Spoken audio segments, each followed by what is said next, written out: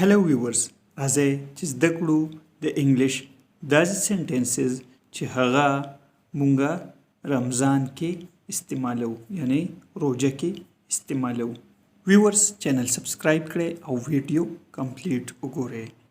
سنټنس دی what is the prayer for observing the past. د روزې نیولو لپاره دعا څه ده؟ observing the past. بل سنټنس دی his past has been broken. روزه ماته شوه. broken ماته. Ramazan is the month of blessing. روزه د برکتونو میاشت ده. blessing. He was feeling thirsty today. هغه نن د تندې احساس کوو. When will you give us an iftar party? تاسو به کله مونږ ته د افطار محفل راکړئ.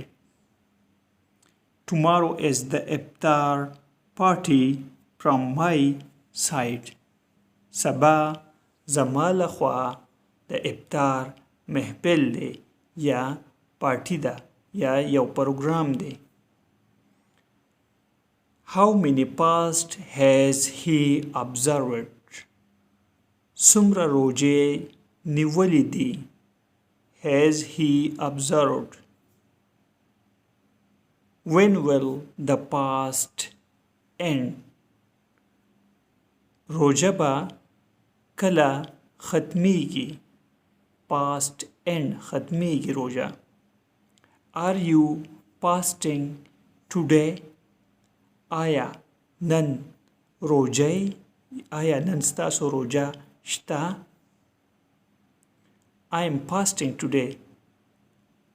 زه نن روزه یم یا نن زما روزه ده.